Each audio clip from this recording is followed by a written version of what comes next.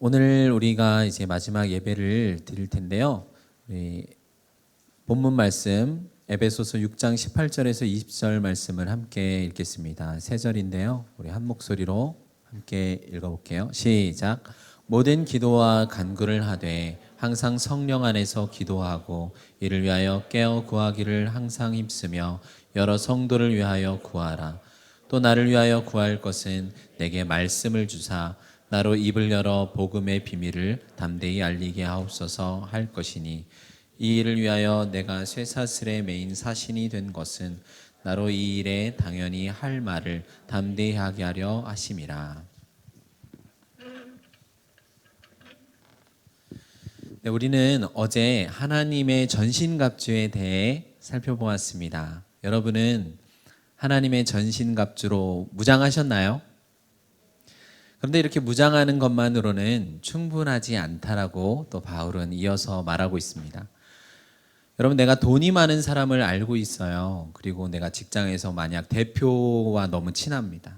뭐 심지어 대통령까지 여러분 아는 사이라 해도 그 사람이 나와 특별한 관계가 아니라면 별 의미가 없습니다. 마찬가지로 우리가 하나님 아버지와 긴밀한 관계가 아니라면 실제 하나님과 우리가 동행한다라고 해서 큰 의미는 없을 거예요. 이 긴밀한 관계를 유지하여 모든 전신갑주의 무장이 정상적으로 작동하게 만들고 그것에 생기를 불어넣는 것이 바로 기도입니다. 그래서 지상에서 전투하는 교회는 바로 기도하는 교회입니다. 기도는 모든 무장을 효율적으로 유지하고 영적 전쟁을 잘 치르기 위한 완결판입니다. 그래서 우리는 기도로 전신갑주가 효과적으로 사용될 수 있도록 구해야 하는 거예요. 예수님께서 이적을 행하시니까 제자들이 너무 막 놀라면서 왜 우리는 이것을 할 수 없었습니까? 라고 물어보니 예수님께서는 기도 외에는 다른 것으로는 이런 일이 일어날 수 없다라고 하셨습니다. 오늘 본문 18절을 한번 다시 읽어보겠습니다. 시작. 모든 기도와 간구를 하되 항상 성령 안에서 기도하고 이를 위하여 깨어 구하기를 항상 힘쓰며 여러 성도를 위하여 구하라. 이 18절의 중요한 요소는 기도하라라는 것과 깨어 구하라라는 것입니다. 모든 기도와 간구를 하라고 했는데 모든 기도를 항상 성령 안에서 기도하고 항상 깨어서 기도하라라고 합니다. 그리고 간구할 것에 대해서 모든 성도를 위하여 구하라라고 말한 후에 19절에 보면은 바울 자신의 복음 전파를 위해서 구하라고 요청했습니다. 이런 18절 이 한 절에만 모든이라는 의미를 갖고 있는 동일한 헬라어가 4번 쓰였습니다. 모든 기도와 간구를 하라. 항상 성령 안에서 기도하라. 깨어 구하기를 항상 힘쓰라. 그리고 마지막으로 여러 성도라고 번역되어 있지만 원문으로는 모든 성도입니다. 여러분은 언제 기도하시나요?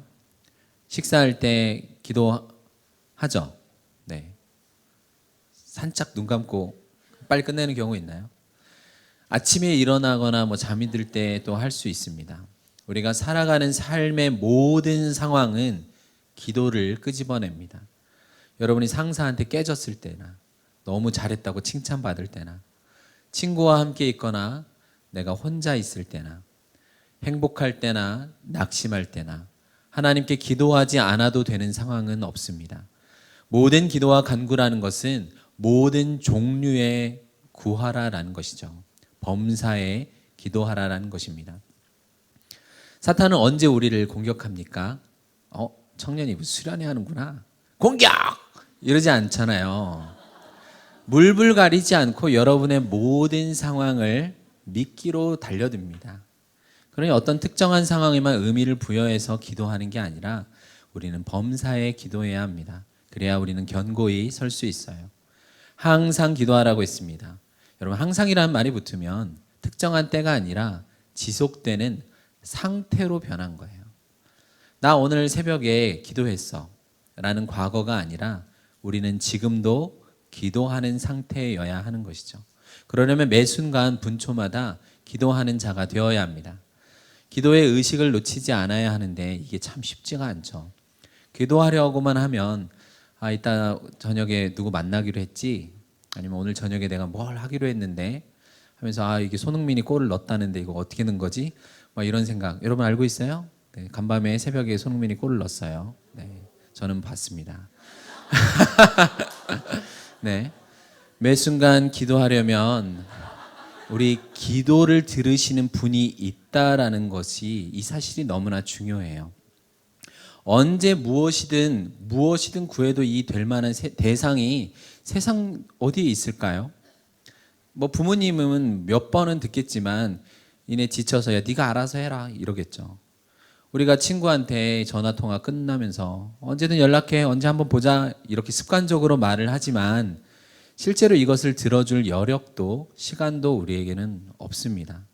그래서 항상이라는 말을 저는 못 씁니다. 그런데 성경은 항상이라고 말해요. 왜냐하면 우리의 기도에 언제나 귀를 기울이시는 분은 하나님이시기 때문입니다. 피곤하고 지칠 때, 특히 어제 같은 이제 상황이겠죠.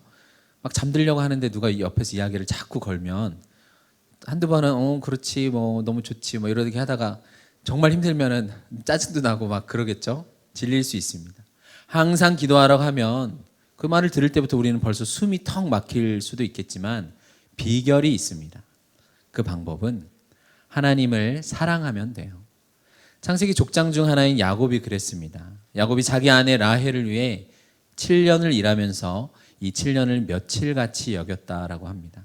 삼촌 라반 밑에서 자그마치 20년 동안이나 부당 노동 착취를 당하면서도 라헬을 사랑하기 때문에 수일같이 여긴 것이죠. 여러분도 그런 야곱이나 라헬이 있으면 당연히 그렇게 여길 수 있을 겁니다.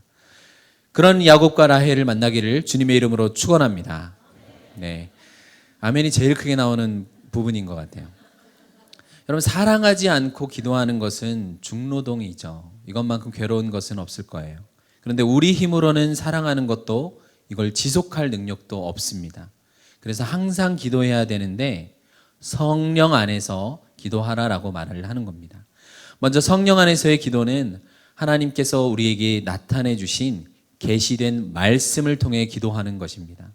지혜와 계시의 영이신 성령께서는 하나님의 뜻을 우리 모두에게 가르쳐 주고 계시고 이미 성경을 통해 가르쳐 주셨습니다.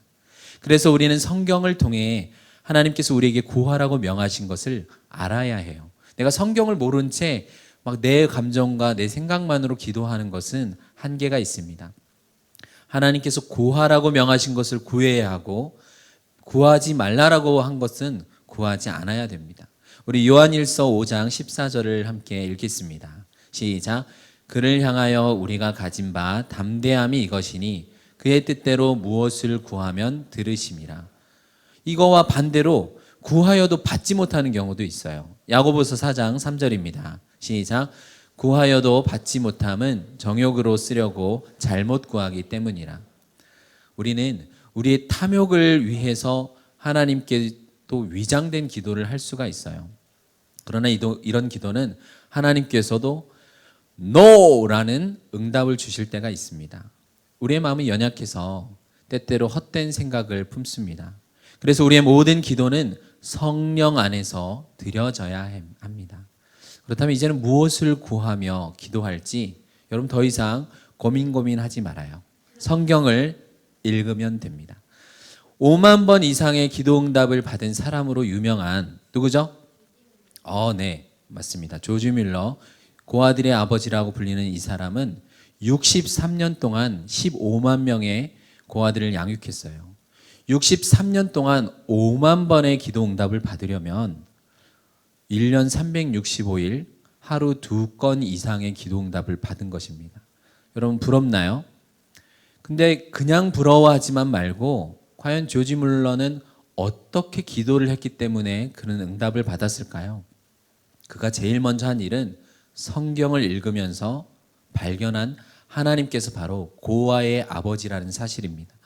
고아를 도우시는 하나님이라는 하나님이 누구신지에 대한 그 정체성을 발견했어요.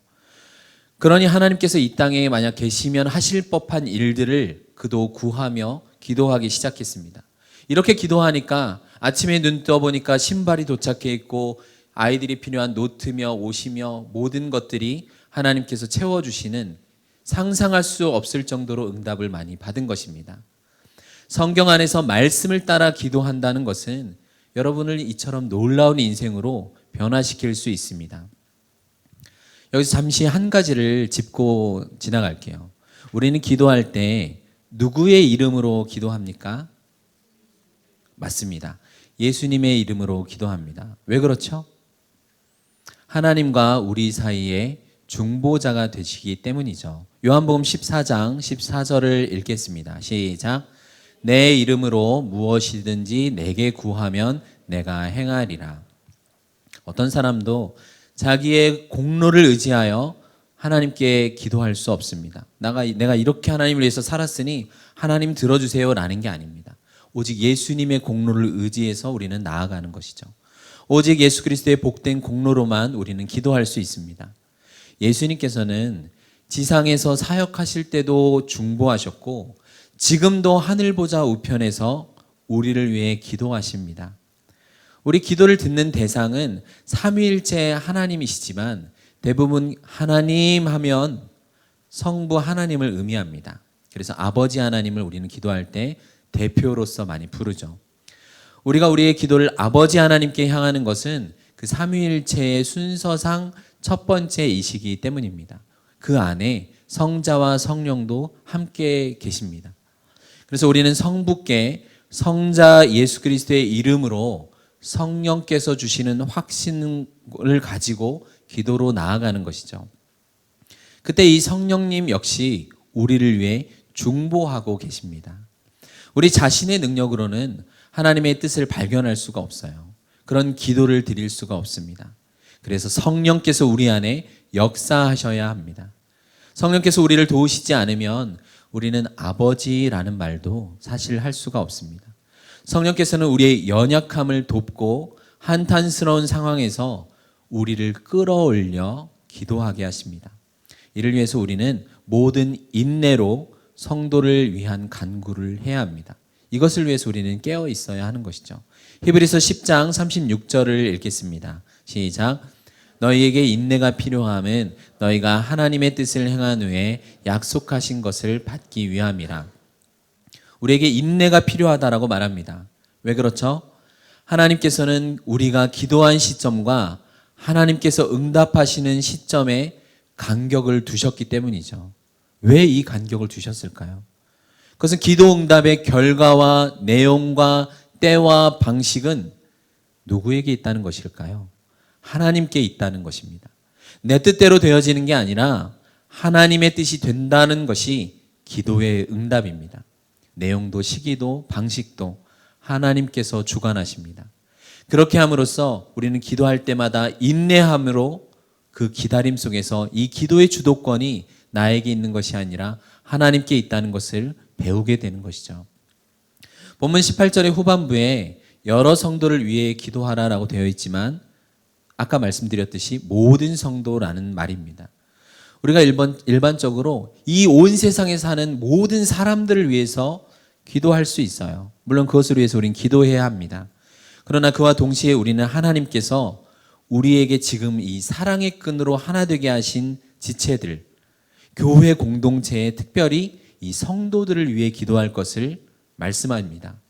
바울이 갈라디아서에서도 구제를 할 때 다른 믿지 않는 사람들부터가 아니라 먼저 믿음의 가정들을 구제해야 한다라고 이야기했습니다.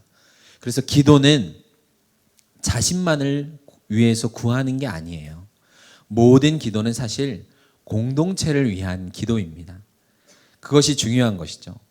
여러분 주기도문에서도 개인을 위한 기도를 찾지 못합니다. 우리에게 일용할 양식을 주옵소서. 우리가 우리에게 죄 지은 자를 나만을 위해서 사실 기도하는 것은 어쩌면 부끄러운 일일 수 있습니다. 나를 넘어서서 때로는 나를 위해서 당연히 기도해야 되지만 나뿐만이 아닌 우리를 위해서 기도하는 것을 성경은 더 많이 이야기하고 있어요. 믿음의 조상이었던 아브라함에게 주셨던 복을 살펴봐도 신기합니다. 창세기 12장 3절에 보면은 너를 축복하는 자에게 내가 복을 내리고 너라는 지시 대명사가 여러분 거꾸로 나를 가리킨다라고 한번 생각해 보세요. 근데 우리는 보통 이렇게 생각하죠. 나를 축복하는 자를 하나님이 또 축복할 거다. 이것도 맞습니다. 그런데 이제 반대로 이 나를 나로 보지 말고 이웃으로 한번 생각해 보세요. 여러분의 형제 자매를 보면서 내 형제를, 내 자매를 축복하는 자에게는 하나님께서 축복하겠다는 거예요. 그럼 여러분이 기도할 때 여러분의 지체를 축복하는 기도를 하면 하나님께서 여러분을 축복하겠다는 것입니다. 여러분의 형제와 자매를 저주하면서 쟤는 왜 저래? 전 진짜 별꼴이다. 쟤 때문에 교회 나오기 싫어. 이러면 그 모습 때문에 하나님께서 여러분을 향해 슬퍼하신다는 거예요. 다른 형제 자매를 미워하고 저주하고 괴롭히면 나에게 그것이 돌아오겠다는 것입니다. 그래서 이 나라는 것이 나도 해당되지만 나와 더불어 있는 공동체에 내가 포함되어 있다는 것이죠. 이게 기독교의 축복하는 원리입니다. 하나님께서는 이런 방식으로 우리에게 복을 주십니다. 다 너희라는 복수를 써서 우리에게 이야기하죠. 하나님께서는 우리가 이기적인 기독교인이 되기를 원하지 않으세요. 대부분 나의 기쁨과 나의 행복 때문에 교회를 나오지만 그리고 하나님을 믿습니다. 그러나 성경에서 약속한 이 복음의 질서와 진리는 타인을 축복할 때 축복을 받고 타인을 저주할 때 저주를 받습니다. 나를 향하지 않고 타인을 향한 것이 기도로 나와야 해요. 여러분 복 받기 원하십니까? 여러분 주변에 있는 지체들 보면서 이렇게 이야기해 볼까요? 축복합니다. 네. 이걸 보고 하나님은 그 축복을 구한 자에게 복을 주실 것입니다. 그러면 여러분 이 우리 공동체가 복을 받는 거예요. 자, 본문 19절을 함께 읽겠습니다. 시작. 또 나를 위하여 구할 것은 내게 말씀을 주사 나로 입을 열어 복음의 비밀을 담대히 알리게 하옵소서 할 것이니. 또한 우리의 기도는 특별히 복음을 전할 때 효과적으로 전할 수 있도록 하나님의 도우심과 복주심을 구해야 합니다. 이 세상에서 바울만큼 복음 전파를 위해 담대하게 살았던 사람이 있을까요? 그러한 바울이지만 그를 담대한 사람이 될 수 있게 지금 기도를 요청하고 있습니다. 우리는 삶에서 예수 그리스도가 누구신지, 하나님을 믿는 참된 신앙이 무엇인지에 대해서 크고 분명한 목소리로 말할 수 있어야 합니다. 그럼에도 불구하고 단지 우리는 지나가는 말로 맞아, 나 예수 믿어. 나 교회 다니지. 이렇게 소극적으로 언급하지는 않나요? 왜 그럴까요? 그렇게 내가 적극적으로 분명한 소리를 말하면 내가 위험에 처하거나 수치를 당하리라는 것을 알고 있기 때문입니다. 그러나 하나님은 우리에게 두려워하는 마음을 주시지 않으시고 여러분을 세상을 넉넉히 이기는 군사로 부르셨습니다. 그래서 바울은 누구를 만나든지 자신의 입에 하나님의 말씀, 복음의 비밀이 가득 차게 해달라고 구했습니다. 우리 중에 사람을 만날 때마다 관계를 지속하지 못하고 깨어지는 분이 있습니까? 여러분 일 가운데 내가 영업을 하든 관계를 해서 무역을 하든 사람을 만날 때마다 이게 좋은 관계가 잘 안 되는 분이 있나요? 그러면 만나기 전, 전화하기 전에 여러분 기도하시길 바랍니다. 주님의 말씀을 내 입에 담아주소서라고 기도하세요. 이렇게 기도하고 나면 주님의 향기가 여러분의 입술을 통해 그 대화 가운데 피어나올 것입니다. 서로의 관계가 회복되고 치유되는 것을 경험할 수 있을 거예요. 그리고 이어서 특별히 바울은 저와 같은 말씀의 교사를 위해서 기도하는 것이 중요하다라고 알려주고 있습니다. 저를 위해서도 여러분이 기도해 주시기를 부탁드립니다. 여러분의 인생 가운데 여러분을 말씀의 꼴로 먹이며 인도하는 영혼의 목자를 얻는다는 것은 전적으로 여러분에게 베푸시는 하나님의 특별한 은혜가 될 것입니다. 우리 마지막으로 20절을 함께 읽겠습니다. 시작. 이 일을 위하여 내가 쇠사슬에 매인 사신이 된 것은 나로 이 일에 당연히 할 말을 담대히 하게 하려 하심이라. 바울은 자기가 복음을 위해 매인 것을 자랑하고 있습니다. 보통 저 같으면 하나님 이 쇠사슬이 벗겨지게 해주세요 라고 구할 것 같은데 그렇게 구하지 않아요. 바울은 자신이 처한 상황 가운데 세상의 눈으로 보면 당장 이 추록을 하는 것을 구해야 될 것 같지만 그것을 기도 부탁하지 않았습니다. 수감 생활 중에도 바울은 하나님 나라를 먼저 구합니다. 내가 입을 열 때마다 복음이 전파될 수 있도록 기도를 부탁하고 있어요. 우리의 인생이 마치 여러분 감옥 같은 세상에 매여 있을지라도 이 어려운 세상, 이 힘든 세상 내가 속히 벗어나게 해달라고 그런 기도를 구하는 게 아닙니다. 사람은 매어 있을지라도 복음은, 말씀은 매어 있을 수 없다라는 이 복음의 우선순위를 우리는 가져야 합니다. 이처럼 복음에 내 인생을 맡기는 가치관은 우리 모두에게 큰 도전을 줍니다. 사랑하는 청년 여러분, 여러분은 복음을 위해 어떤 것이 매어 있습니까? 복음을 전하다가 내가 복음에 합당한 사람으로 행동하다가 받게 되는 여러 시련이 있을 수 있습니다. 가정에서 내가 믿음대로 살아가는 것을 이해하지 못하는 가족들이 있을 수 있습니다. 그러나 그러한 고통과 어려움은 하나님께서 여러분을 주목하고 계시는 기회이기도 합니다. 우리가 고난과 핍박 가운데 하는 모든 선택을 하나님은 여러분들이 어떻게 할지를 주목하고 계세요. 그래서 고난은 여러분이 하나님을 기쁘시게 하는 사람이 될 수 있는 기회입니다. 바울은 지금까지 영적인 전쟁의 본질이 무엇인지를 우리에게 가르쳐주고 있습니다. 전투에 나가는 군사가 갖춰야 할 무장인 하나님의 전신갑주를 설명해 주었어요. 이제 모든 기도와 간구로 하나님께 나아갈 것을 이야기했습니다. 그리고 마지막 소망으로 복음을 담대히 전파하게 해달라고 밝힙니다. 우리가 하나님의 전신갑주로 무장하는 이유는 예수 그리스도가 전파되기 위함입니다. 여러분, 살아가다가 때로는 고난을 마주하고 그리고 마침내 우리의 몸이 죽는다라고 하는 이 모든 인생이 그리스도께서 우리에게 주신 복음의 영광을 증거하기 위한 것임을 기억하십시오. 그러면 하나님, 내 인생은요? 하나님께서 여러분의 인생을 책임지십니다. 우리가 그것을 믿어야 합니다. 이제 여러분을 우리 구세주의 손에 부탁합니다. 기도하겠습니다.